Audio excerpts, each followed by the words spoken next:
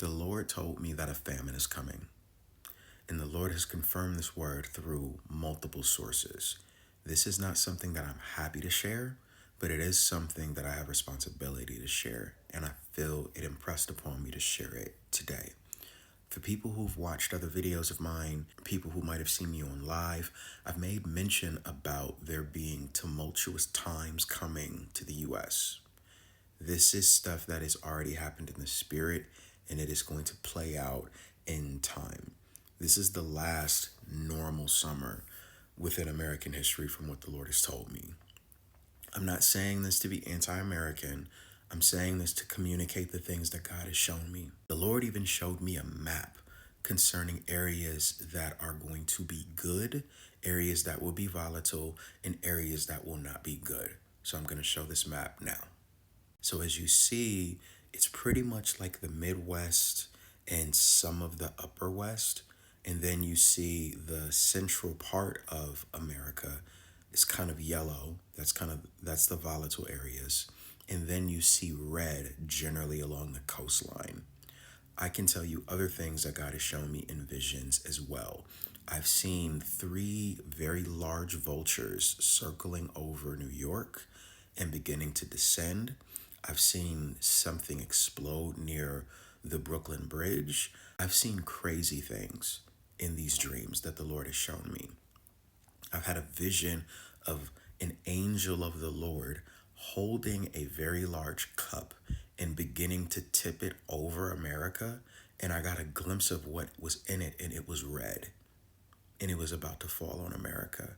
That symbolized judgment, divine judgment. So the biggest thing to note is a couple things. One, Psalm 91. Read that, speak that, declare that.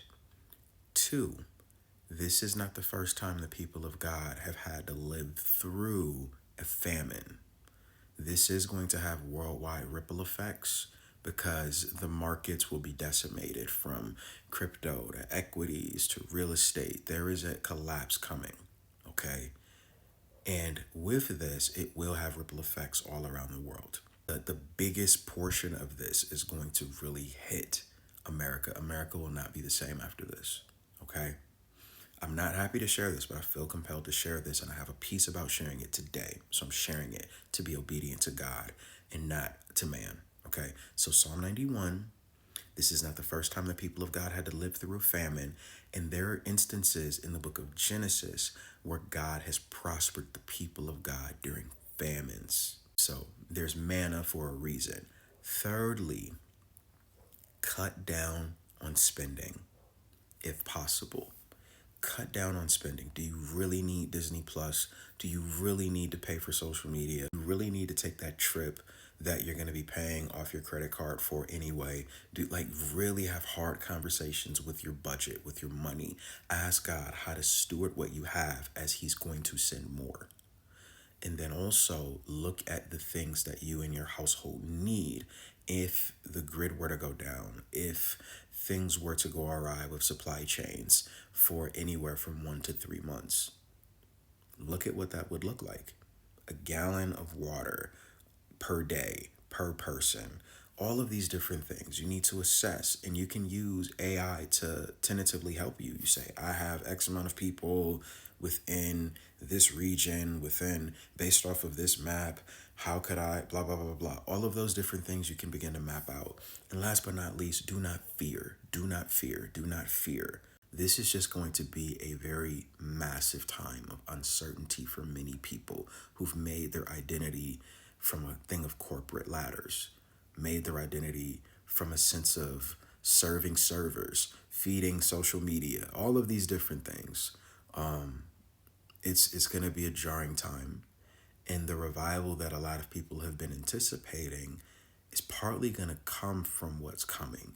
Because when people are most desperate and they lose everything, that's when they look upward to heaven. So make sure that you're serving the Lord with gladness, and that you stay ready, that you keep oil in your lamp, so that when the bridegroom comes, you're ready and you're not caught off guard. Pray for America. Pray for those in leadership. Pray.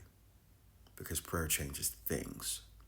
Some of the things that I've mentioned, the Lord has shown me is already in motion. Certain nations that have already conspired against America, have infiltrated America, and there are things that will unfortunately take place based off what the Lord has shown me. Pray.